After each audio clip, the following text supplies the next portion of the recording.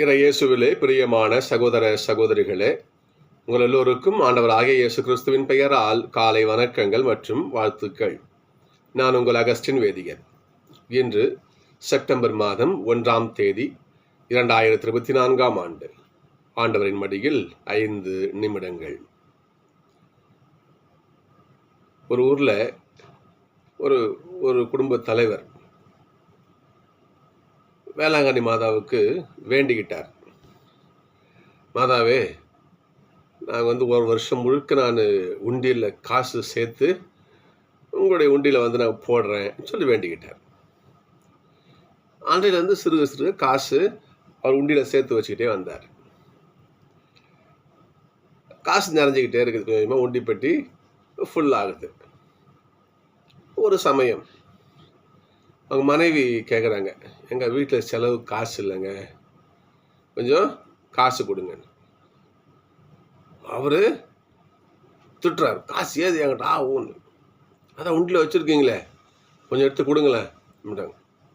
உடனே மனைவி கிட்ட சண்டை, அறிவுதான் மூலகதான் உனக்கு, சாமி காசு எடுக்கலாமா அப்படின்னு. அப்படியே கொஞ்ச நாள் போகுது. அவனுடைய மகள் கேட்குறாங்க, அப்பா ஸ்கூலில் பிக்னிக் போகிறாங்கப்பா, ஒரு 50 rupees கொடுங்கப்பா ப்ளீஸ்ப்பா அப்படின்னு பிள்ளை கேட்குற ஆசையாக எல்லா பிள்ளைகளும் போகும்போது குழந்தைங்களுக்கு ஆசை இருக்கும் இல்லையா?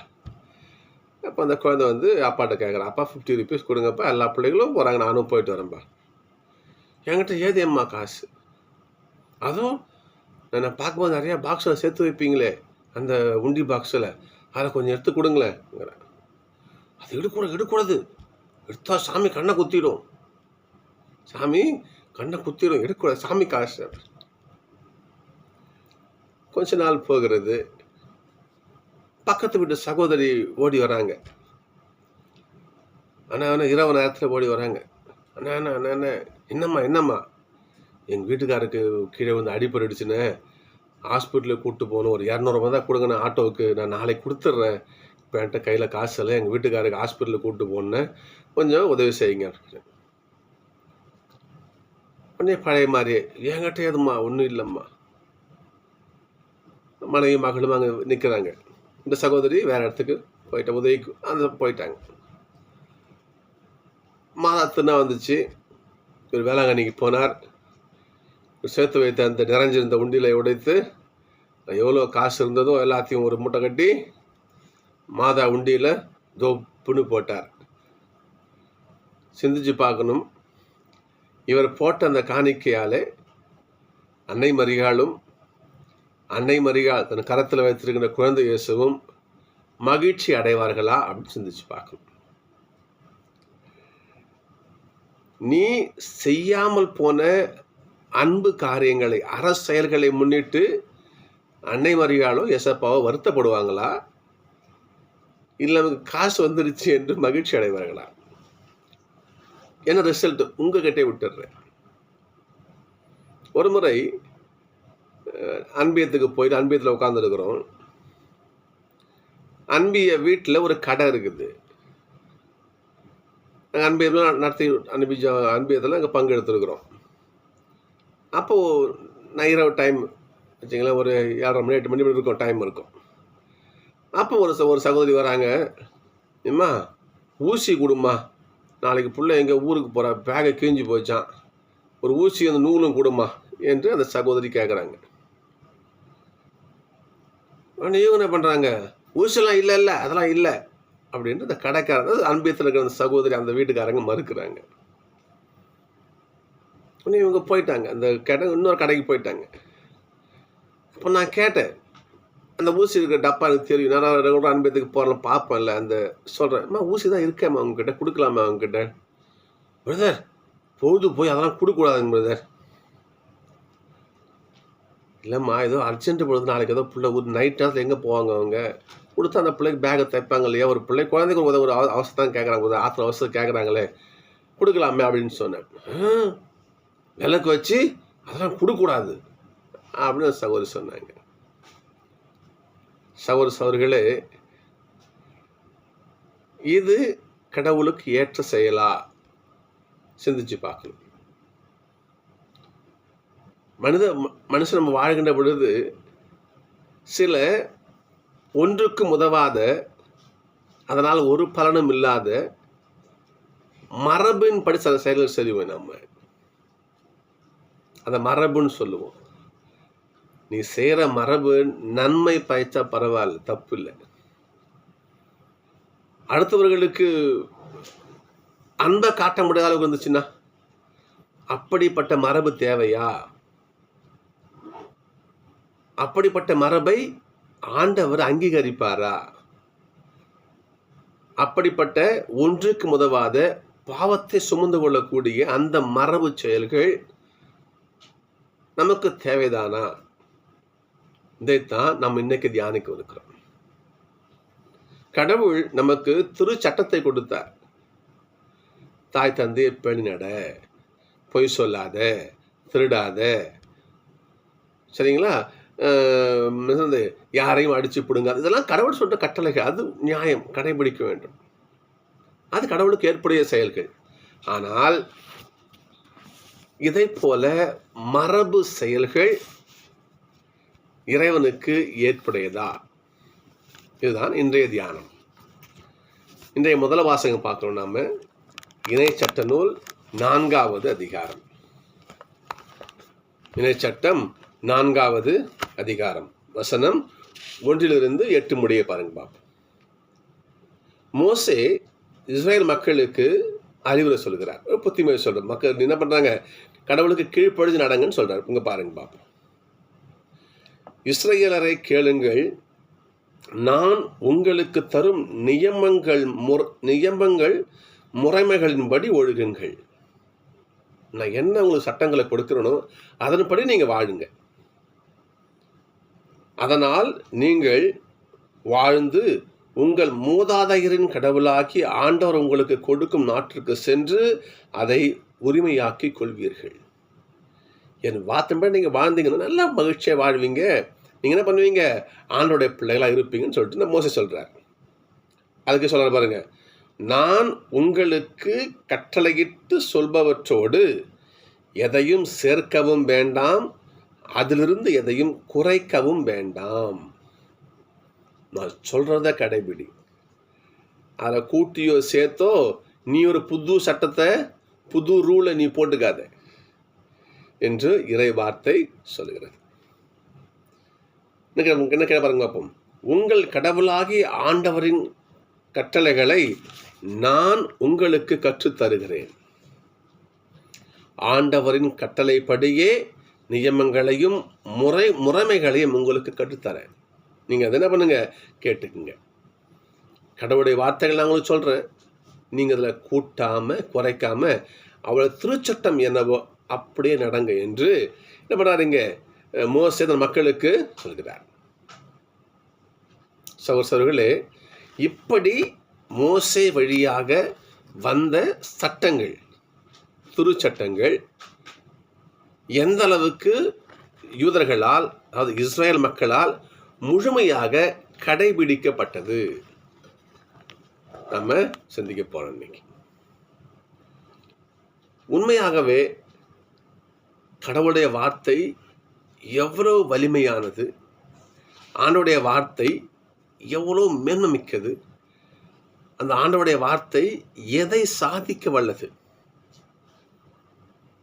இது 2ஆம் வாசகம். எனக்கு என்னவோ இன்றைய வாசகம் யாக்கோபு துறைமுகத்தில் ஒரு கிறிஸ்தவனை வாழணும்னா அந்த 2ஆம் வாசகத்தை கடைபிடிச்சா போதும்னு நினைக்கிறேன். இந்த 2ஆம் வாசகத்தை கடைபிடிச்சா போதும். அப்படி என்ன இருக்கு அதில்? கிறிஸ்தவனா வாழும்னா சொன்னாலே அதை கடைபிடிக்கணுமா? பார்க்கலாமா? யாக்கோபு திருமுகம் 1ஆம் அதிகாரம் 17, 18 அப்படி கண்டினியூ பண்ணலாம் வாங்க. யாக்கோபு திருமுகம்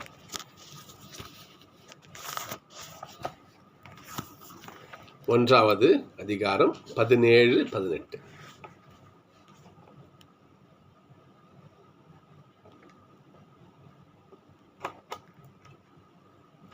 கடவுள் தம் படைப்புகளுள், கடவுள் என்னென்னதெல்லாம் படைச்சாரோ தன் படைப்புகளுள் முதற் கனி ஆகும்படி. எல்லா படைப்புகளிலும் இதுதான் டாப்பாக இருக்கணும் அப்படின்னு கடவுள் எதிர்பார்த்தார். என்னத்தை கீழே பாருங்க பார்ப்போம். தம் படைப்புகளெல்லாம் முதற் கனி ஆகும்படி உண்மையை அறிவிக்கும் வார்த்தையால் எல்லாம் கவனிக்கணும். ஆண்டவருடைய வார்த்தையால். அந்த வார்த்தை தான் மனுஷனை மதிப்பிடும். ஏசப் சொல்லுவார் பாருங்க பார்ப்போம். என்னை நோக்கி ஆண்டவரே ஆண்டவரேன்னு கூறவெல்லாம் விண்ணகத்தில் நுழைய முடியாது. மாறாக என் தந்தையின் வார்த்தையை எவன் கடைபிடிக்கிறானோ என்ன பண்ணுவான்? என்னுடைய விண்ணகத்தில் நுழைப்பான். யாரின் தாயும் சகோதரரும் என் வார்த்தையை கேட்டு அதன்படி அவன் வாழ்கிறானோ அவன் தான் என் தாய். ஏசப் சொன்ன வார்த்தை இது. மனிதன் அப்பத்தினால் மட்டுமல்ல, கடவுள் வாயினின்று வரும் ஒவ்வொரு சொல்லாலும் உயிர் வாழ்கிறான் என்றால் கடவுளுடைய வார்த்தை அனைவரையும் வாழ்விக்க வல்லது. அப்படிப்பட்ட வார்த்தை தான் வார்த்தை மனிதரானார், நம்முடைய குடிகொண்டார். யோவான் 1:14. அந்த வார்த்தை தான் ஆண்டவராக இயேசு. அப்போ இயேசு கிறிஸ்துவை எவன் ஒருவன் விசுவசிக்கிறானோ, அவன் வார்த்தை எவன் கேட்டு நடக்கிறானோ அவன் வாழ்வு பெறுவான். வார்த்தை பாருங்க பார்ப்பீங்க. தம் படைப்புகளுக்குள் நாம் முதல் கனியாகும்படி. கடவுளுடைய சித்தம் தான். எல்லாத்தையும் படைத்தேன் இல்லையா? மலை அது எல்லாத்தையும் படைத்தேன், மனுஷனையும் படைத்தேன். ஆனால் இந்த எல்லா படைப்புகளிலும் நாம் முதல் கனியாக வரணும். நமக்கு ஃபஸ்ட் ரேங்க் கிடைக்கணும். ஆண்டோடைய விருப்பம் அது. பாருங்க பார்ப்போம். தம் படைப்புகளுக்குள் நாம் முதற் கனி ஆகும்படி உண்மையை அறிவிக்கும் வார்த்தையால் நம்மை ஈன்றெடுக்க அவர் விரும்பினார். வார்த்தையின் வழியாக நம்ம புதுசாக பிறக்கணும் ஆசைப்பட்டார். அவர் புது பிறப்பு நமக்கு அடையணும்னு அவர் ஏசப்ப ஆசைப்பட்டார். பாருங்க வார்த்தை வரும். இதே வார்த்தையை பவுல் சொல்லுவார். மக்களே, உங்களுள் கிறிஸ்து உருவாக நான் பேறுகால வேதனை அடைகிறேன்னு சொல்லி பவுல் சொல்லுவார். நாமெல்லாம் புது பிறப்பு அடைய இந்த வார்த்தை, ஆண்டவருடைய வார்த்தையானது மிக பெரும் கருவி. அதான் யாக்கோபு சொல்றது பாருங்க. இன்னும் படிக்கலாம் வாங்க, பின்னாடி வாங்க. ஏனெனில் மனிதரின் சினம் கடவுளுக்கு ஏற்புடையது செயல்கள் அல்ல. சரிங்களா? எனவே எல்லா வகையான அழுக்கையும் உங்களிடம் மிகுந்துள்ள தீமையையும் அகற்றி உள்ளத்தில் ஊற்றப்பட்ட வார்த்தையை பணிவோடு ஏற்றுக்கொள்ளுங்கள். சகோதரர்களே, மனசில் அழுக்கு இருக்குதா? எல்லாத்தையும் தூக்கி போட்டு ஆண்டோடைய வார்த்தையே உள்ளத்தில் பதிய வச்சுக்கோ. அப்படி பதிய வைத்தால் நீ நீடு ஒளி வாழ்வாய். ஓகே, பாருங்க பார்ப்போம். இறை வார்த்தையை கேட்டு மட்டும் விட்டுறக்கூடாது. இந்த காதில் வாங்கி இந்த காதில் விட்டுறக்கூடாது. இறை வார்த்தையை கேட்கிறவர்களாய் மட்டும் இருந்து உங்களை ஏமாற்றிக் கொள்ளாதீர்கள், அதன்படி நடக்கிறவர்களாயும் இருங்கள். இதோட என்ன வார்த்தைன்னு சொல்லுங்க பார்ப்போம். இதற்கெல்லாம் முத்தாய்ப்பாக நான் சொன்னேன் இல்லையா? ஒரு கிறிஸ்தவனா வாழணும்னா இதை படித்தா போதும்னு சொன்னேன். அந்த பகுதிக்கு வரும் பாருங்க இப்போ. வசனம் 27. தந்தையாம் கடவுளின் பார்வையில், ஆண்டவருடைய பார்வையில் தூய்மையானதும் மாசற்றதுமான சமய வாழ்வு எது? சமயம் இல்லையா? ஒரு மதத்தை தழுவுறான்னா, ஒரு மதத்தில் அவன் இருக்கிறான்னா, ஒரு சமயத்தை பின்பற்றுறான்னா இல்லையா, அவன் எப்படி இருக்கணுமா? பாருங்க பார்ப்போம். தந்தையாம் கடவுளின் பார்வையில் தூய்மையானதும் மாசற்றதுமான சமய வாழ்வு. தூய்மையான மத வாழ்வு எது? தூய்மையான ஒரு ஆன்மீக வாழ்வு எது? எதுவெனில் துன்புறும் அனாதைகளையும் கைம்பெண்களையும் கவனித்தலும். எவன் ஒருவன் கஷ்டப்படுகிறானோ அங்கே உன் கை நீள வேண்டும். அனாதைகளையும் கைம்பெண்களையும் நீ பார்க்கின்ற பொழுது என்ன பண்ணணும்? அவர்களுக்கு அங்கே உன் பிரசன்னம் இருக்க வேண்டும். அங்கே அவர்களுக்கு உதவி செய்ய வேண்டும். ஒன்று. அப்போ உன்னால் அது அன்பு காரியங்கள். பவுல் வார்த்தைப்படி எல்லாம் சிறந்தது தான், தலை சிறந்தது அன்புன்னு சொல்லிட்டு பவுல் சொல்வார். 1 Corinthians 13 சொல்வார், அன்பே சிறந்தது, அன்பே சிறந்தது. அப்போ அன்பு செய். சுத்தமான நீ ஆன்மீக வாழ்க்கை வாழ. நீ எந்த மதமானாரு, கிறிஸ்துவனாரு, இந்துவாரு, முஸ்லீமாரு, சீக்கிய மதமாரு, என்ன வேணா, புத்தம் என்ன வேணா மதமாறு, அதை பற்றி அவசியம் கிடையாது. நீ எந்த மதமானாலும், எந்த ஆன்மீக வழியை நீ கடைபிடித்தாலும், எந்த சமயத்தினை பின்பற்றினாலும் நீ எப்படி இருக்கணும்? இந்த வசனத்தை படிக்கும்பா. தந்தையாம் கடவுளின் பார்வையில் தூய்மையானதும் மாசற்றதுமான சமய வாழ்வு எதுவெனில் துன்புறும் அனாதைகளையும் கைம்பெண்களையும் கவனித்தல். 1. 2. அப்புறம் பண்ணணும், நீ இந்த சமூகத்திற்கு அன்பு காரியங்களை செய். கண் முன்னாடி பார்க்குற, முடிஞ்ச உதவி இருக்கிறத செய்ய. ஒரு நிகழ்வு ஞாபகத்துக்கு வருது. நாங்கள் வேதியருக்கு படிக்கின்ற பொழுது எங்களுக்கு வாரம் நாங்கள் மினிஸ்ட்ரி போவோம். அதாவது திருப்பலி இல்லாத கிராமங்களில் போயிட்டு ஞாயிறு வழிபாடு செய்ய நாங்கள் வேதியர்கள் போவோம். நாங்கள் அப்படி போகும்பொழுது எனக்கு கொடுக்கப்பட்ட ஒரு கிராமம் உண்டு. அதை நான் பேர் சொல்ல விரும்பல. ஒரு கிராமம் உண்டு. அந்த கிராமத்துக்கு நாங்கள் போகும்பொழுது அங்கே திண்டிவனத்தில் பஸ் ஸ்டாண்டுன்னா ரயில்வே ட்ராக் அதை தாண்டி தான் பஸ் ஸ்டாண்டுக்கு போகணும். லோக்கல் பஸ்லாம் அங்கே தான் நிற்கும். இப்போ நானும் இன்னொரு சகோதரரும் அந்த 2 பேராக போவாங்க. அப்படி போகின்ற பொழுது அந்த ரயில்வே ட்ராக் செவுத்தொட்ட நிறைய பிச்சைக்காரலாம் உட்காந்துருப்பாங்க. நாங்கள் அந்த வழி எப்பவுமே வழக்கமாக வருவோம். அங்கே ஒரு பிச்சைக்காரர் உட்காந்துருப்பார். அங்கே கண்டுக்க மாட்டோம், போயிட்டு வந்து நிற்போம். ஒரு நாள் நாங்கள் போகிறோம். எங்களுக்கு முன்னாடி ஒரு அம்மா தன்னுடைய குழந்தைக்கு, மிஞ்சி போகிற அந்த குழந்தைக்கு கிட்டத்தட்ட படிக்கிற வயசு அந்த பிள்ளைக்கு இருக்காது. ஒரு ஸ்கூலில் இந்த கிண்டர் கார்டன் சொல்லுவாங்கல்ல, குழந்தைகள் 2-3 வயசு அந்த மாதிரி திட்டமாக அந்த பிள்ளை இருக்கலாம். அந்த பிள்ளை எங்கள் அம்மா கை பிடிச்சிட்டு போகிறாங்க. அந்த குழந்தை கையில் ஒரே துண்டு கொய்யாப்பழங்குது கையில். பிஞ்சு குழந்தை. அது கொய்யாப்பழம் எவ்வளோ பெருசு யோசிப்பாங்க, எவ்வளோ பெருசு இருக்கும், இன்னும் ஒரு விரல் அது இருக்கும். ஆனால் அந்த குழந்தை கையை குட்டி கை தானே. அந்த ஒரு பழம் அந்த குழந்தை கையில் இருக்குது. எங்களுக்கு முன்னாடி அந்த பிள்ளை போயிட்டுருக்குது. நாங்கள் பின்னாடியே போயிட்டுருக்குறோம். இந்த பிச்சைக்காரர் என்ன பண்ணுறாரு, அந்த அம்மாவையும் பார்த்து, அம்மா ஏதாவது போடுங்கம்மான்னு தட்டு நீட்டி பிச்சை கேட்குறாரு. இந்த குழந்தை தன் கையில் இருந்த அந்த எச்சில் அந்த கொய்யா துண்டை அந்த தட்டில் போட்டுடுச்சு. போட்டு அந்த குழந்தை அவங்க அம்மா கை பிடிச்சிக்கிட்டே போயிடுச்சு. நானும் இன்னொரு சகோதரரும், அதாவது மறைமாட ஒரு சகோதரர், அவர் 2 பேரும் பார்த்தோம். தினமும் அந்த வழி தான் போகிறோம். உண்மையாக சொல்கிறோம், 10 பைசா அவர் நாங்கள் போடுறது கிடையாது. அந்த குழந்தைய பார்த்தோம். தன் கையில் இருந்த அந்த சிறு கொய்யாப்பா தங்கிற உதவி கேட்குறாரு. அந்த அம்மா துண்டு கொய்யாப்பா தன் தட்டில் போட்டு அந்த குழந்தை போகுது. செருப்பாராட்சி மாதிரி இருந்துச்சு எங்களுக்கு. இவெல்லாம் ஒரு வேதியர் அப்படின்னு தோணுச்சு. வசந்த பாருங்க பாப்போம். இங்க துன்புறும் அனாதைகளையும் கைம்பெண்களையும் கவனித்தல். ஒரு ஆன்மீகவாதிக்கு அன்பு காரியங்கள் மிக முக்கியம். 2வது, உலகத்தால் கரைபடாதபடி தம்மை காத்து கொள்ளுதல். உலக காரியத்தால் நீ பாவத்தை சுமக்க கூடாது. உன்னுடைய வாழ்க்கையை இந்த உலக காரியங்கள் களவாடிட்டு போயிடக்கூடாது. ஆக நீ கடவுளுக்கான வாழ்க்கையை நீ வாழணும்.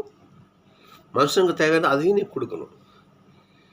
ஏசப் சொல்ல பாருங்க, கடவுளுக்குரியதை கடவுளுக்கும் மனுஷனுக்குரிய மனுஷனுக்கு கொடுன்னு சொல்லுங்க. இதே வார்த்தை இங்கே பாருங்க பார்ப்பீங்க.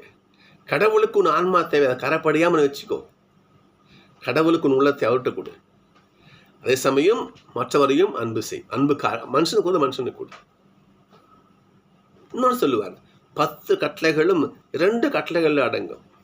ஒன்று கடவுளை அன்பு செய், இன்னொன்று மனுஷன் அன்பு செய். அதான் இங்க கஷ்டப்படுறாங்களா, முடிஞ்சது ஹெல்ப் பண்ணு. ஒன்று உன் உள்ளத்தை கரைபடாமல் ஆண்டவர்கிட்ட ஒப்பு கொடு. 2 முடிஞ்சு போச்சு. இதுதான் சமய வாழ்வு. நீ எந்த மதமாவனா இருங்கய்யா, கிறிஸ்தவனாரு, இந்துவாரு, முஸ்லீமாரு, சீக்கியம், பௌத்தம், என்ன சமயத்தையும் பின்பற்று. இந்த இதுக்கு மாறுபடுமா? நம்ம சொன்னோம் இல்லையா, கிறிஸ்துவ வாழ்க்கை ஒருத்தவங்க வாழணும்னா இந்த வார்த்தையை கடைபிடிச்சா போதும். இதுதான் உண்மையான ஆண்டவருடைய வார்த்தை. அதனால் இன்றைய நற்செய்தியை நம்ம பார்க்கணும். நம்ம எப்படிப்பட்ட வாசகம் இன்னைக்கு. அந்த காலத்தில் யூதர்கள் ஆண்டவருடைய சட்டங்களை கடைபிடிக்கிறாங்களோ இல்லையோ, இந்த சம்பிரதாயங்கள்னு சொல்லி மரபு செயல்கள் சொன்ன பார்த்தீங்களா, பொழுது போய் ஊசி கொடுக்கக்கூடாது. ஏங்க ஏதோ ஒரு அவசரம் வந்திருக்கிறான், பிள்ளைங்க நான் காலை ஊருக்கு விடிய காலம் ஊருக்கு கிளம்புறது தான் இருக்கலாம், ஊசி கொடுத்தா நீ என்னையா குறைஞ்சி போயிட்ட கேட்கலாம். அவங்க சொல்லுவாங்க, இவங்க சொல்லுவாங்க.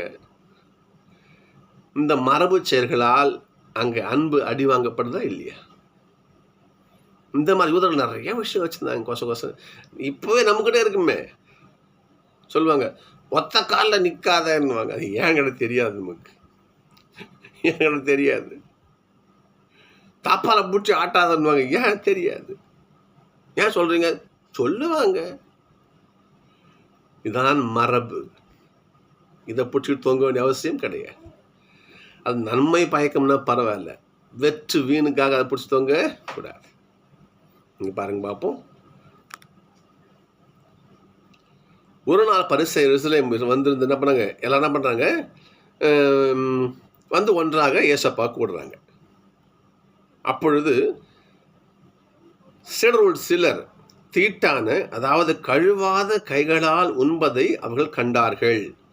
பரிசேயரும் ஏன் யூதர் அனைவருமே தம் மூதாதையர் மரபை பின்பற்றி கைகளை முறைப்படி கழுவாமல் உண்பதில்லை. கை கழுவிட்டு தான் சாப்பிடணும். சரி, அதுக்கே பாருங்க பார்ப்போம். சந்தையிலிருந்து வாங்கி வந்த பொருளை கழுவிட்டு தான் சாப்பிடணும். சரி, அவ்வாறே கிண்ணங்கள், பரணிகள், செம்பு அதை என்ன பண்ணுறாங்க, க்ளீன் பண்ணிட்டு தான் சாப்பிட்றாங்க. ஆக சுத்தமான சாப்பாடு அவங்க சாப்பிட்றாங்க. ஓகே, அப்படியே பசங்க வந்து பார்ப்போம். கீழே பாருங்க பார்ப்போம். நீங்கள் கடவுளின் கட்டளைகளை மனித மரபை பின்பற்றி வருகிறவர்கள். கடவுளுடைய கட்டளைகளை கைவிட்டு இந்த வெத்து வீணான கை குழாம் சாப்பிட்டா என்ன ஆக போகுது? என்ன 2 அழுக்கு உள்ளே போவோம், போட்டுமே உள்ளே போய் வெளியே வந்துட போகுது. வெளியிலிருந்து உள்ளே செல்லும் எதுவும் மனிதனை தீட்டுப்படுத்தாது, அதனுடைய வார்த்தை. ஆனால் உள்ளிருந்து வெளியே வருது பார்த்தீங்களா, அதுதான் மனுஷன் தீட்டுப்படுத்து. சொல்ல பாருங்க பார்ப்பீங்க. நீங்கள் கடவுளின் கட்டளைகளை கைவிட்டு மனித மரபை பின்பற்றி வருகிறீர்கள் என்று அவருடன் சொன்னார். மேலும் உங்கள் மரபை நிலைநாட்ட கடவுளின் கட்டளைகளை வெகு திறமையாக புறக்கணித்து விடுகிறீர்கள். அதனுடைய வார்த்தை பாருங்க. உங்களுடைய வெத்து சம்பிரதாயம், வீணான மரபு செயலால் கடவுளுடைய திட்டத்தை, கடவுளுடைய சட்டத்தை என்ன பண்ணுறீங்க, ஈஸியாக வெகு திறமையாக தூக்கி போட்டுறீங்க. உதாரணம் சொல்கிறது பாருங்க பார்ப்போம். தாய் தந்தையை பேணி நடந்து கட்டளை.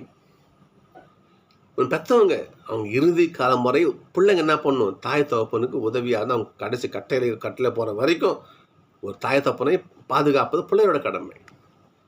ஆனால் இவங்க என்ன பண்ணுறாங்க,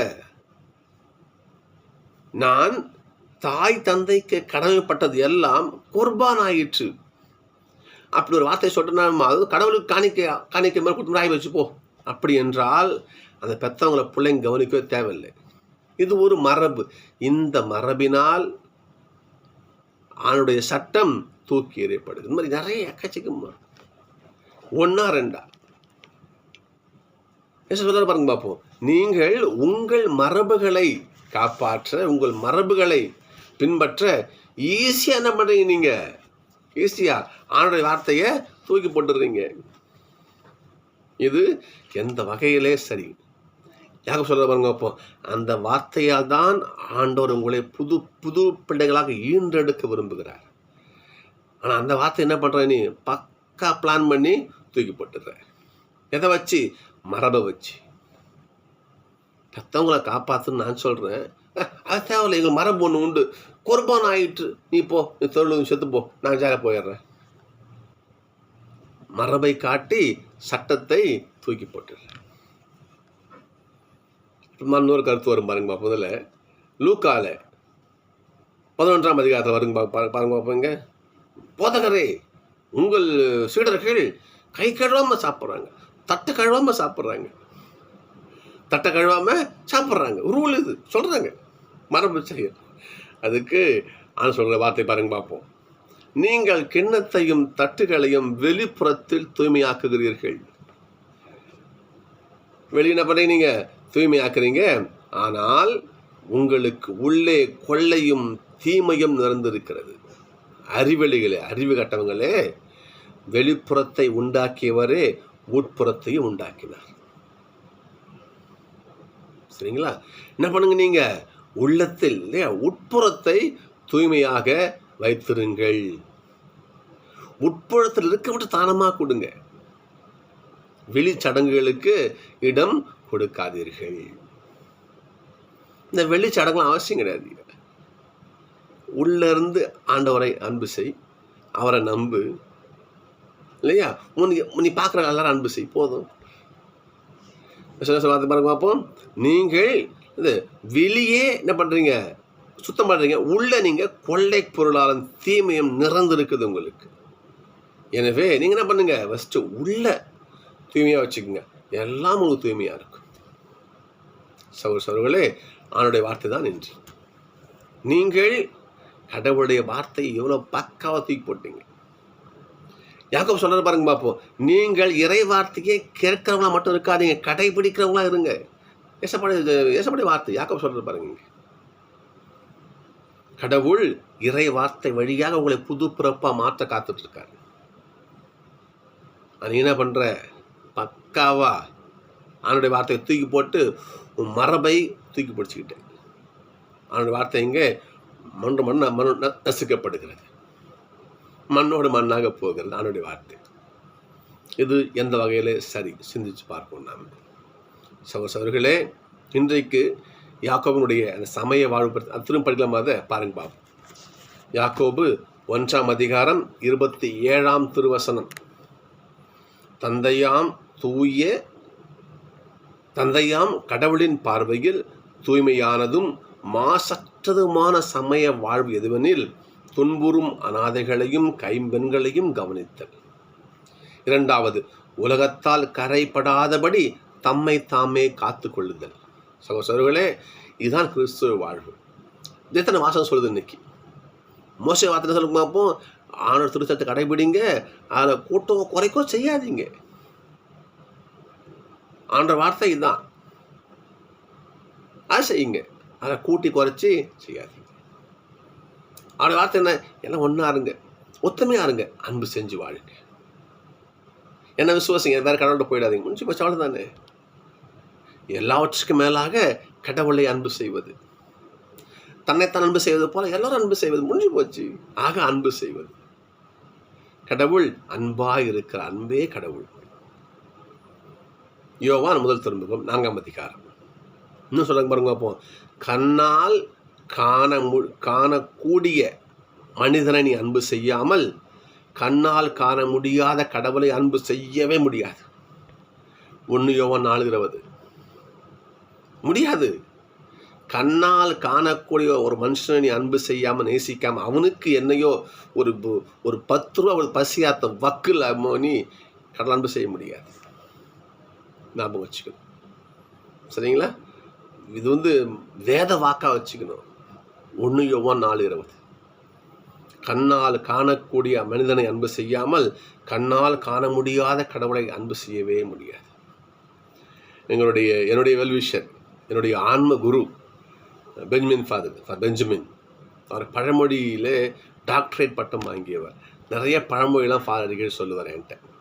அதில் நிறைய பழமொழி எனக்கு மனசுக்குள்ள பிடிக்கும். இன்றைய இந்த தியானத்திற்கு இந்த பழமொழி ரொம்ப பொருத்தம்னு நினைக்கிறேன். கூரை ஏறி கோழி பிடிக்காதவன் வானை ஏறி எப்படி வைகுண்டம் போவான்? சோத்தில் இருக்கிற கல்லை எடுத்து போட்டு சாப்பிட முடியாத சோம்பேறி சேத்துல இருக்கிற யானை எப்படி தூக்கி விடுமா? வார்த்தை புரியுதுங்களா? சொல்கிறேன், ஒரு ஆழ வார்த்தை பாருங்க. அப்போ கூரை ஏறி கோழி பிடிக்க முடியல உன்னால, நீ வானம் ஏறி வைகுண்டம் போவாராம் அவர்.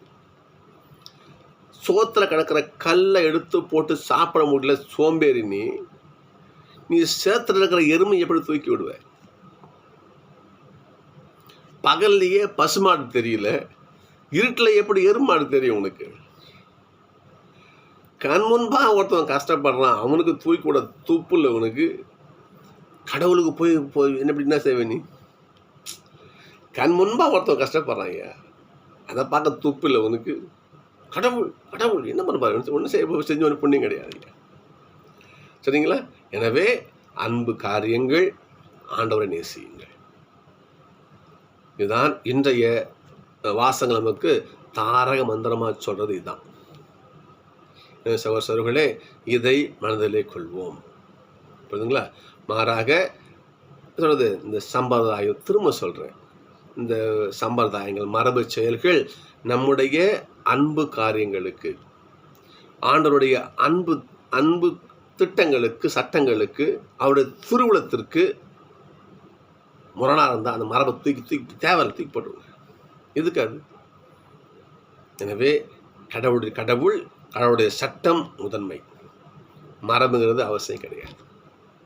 எனவே சகோதரர்களே, நாம் யாக்கோபு சொன்னது போல கஷ்டப்படுறவங்களுக்கு அன்பு, இன்னும் ஆன்மாவை காத்ததே ஆண்டவர் கூட முடிஞ்சு போச்சு. இதுதான் உண்மையான கிறிஸ்துவ சமய வாழ்வு. எனவே சகோதரர்களே, நாம் நம்மை ஒப்பு கொடுப்போம், பிறரையும் அன்பு செய்து நாம் கடவுளுடைய பிள்ளைகளாக வாழ முயற்சிப்போம். நடுநாள் சந்திப்போம்.